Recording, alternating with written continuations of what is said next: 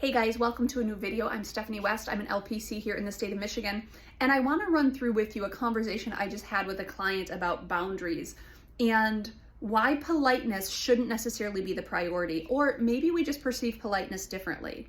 So I was sharing with my client who is trying to establish boundaries, but maybe she's being very people-pleasing, and so instead of saying things directly, she kind of circumvents truth by kind of giving half-truths or omitting information.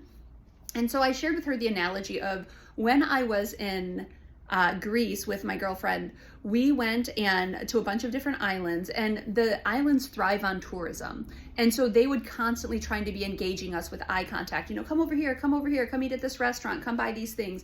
And they were just pretty insistent on trying to get your attention. So one of the ways you don't give them attention is you stare directly ahead and you just walk assertively. And that's who I am pretty much in life. I'm a pretty assertive person. I'm on a mission. I'm direct. I go and do my thing. Now, my girlfriend who I went with, she is much more, I would say, engaging with people.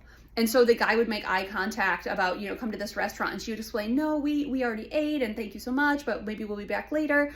Or someone was going to make eye contact with her and then come show them their wares, what was for sale. And she would hold something up and she would ask questions about it and she would put it back down. And ultimately, in most cases, she would hand it back to them and not buy anything. And so she says to me, she says, Steph, it feels rude that you don't even engage these people. And I said, honestly, I perceive it a lot differently. I feel like engaging them and then not buying anything and wasting your own time and wasting their time, that feels more difficult for me to do. That feels rude from my point of view. I value my time far too much to sit there and have casual conversation and pretend as though I'm interested when the reality is I'm not planning on buying anything anyway. So we both came at kind of the rude piece from very different points of view, but I want you to consider when you refuse to hold a boundary, when you refuse to speak truth, when you lengthen pain points because you're just kind of, saying what people want to hear, that is not for your benefit. That is not for their benefit. It is to our benefit to be honest and direct. And unfortunately, I might have a little too much of the genetic tolerance that allows me to be very honest and very direct. Now, I don't perceive myself to be rude. I can't help if someone perceives it as rude. But I am going to be honest with someone about, this is not a good use of my time. This is not a good use of your time. I respect you too much to play the game.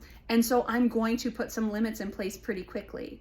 Now, if you want to work on assertiveness, that's something that we can come, to therapy and build that skill.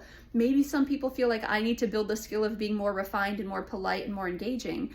I would disagree because I don't think it's polite to waste people's time. But we can agree to disagree on that. We can go about it in different ways. But what I do know is that boundaries are to our benefit. Being direct and honest is to our relational benefit. I can move more freely and you can move more freely if we know what the truth is between us.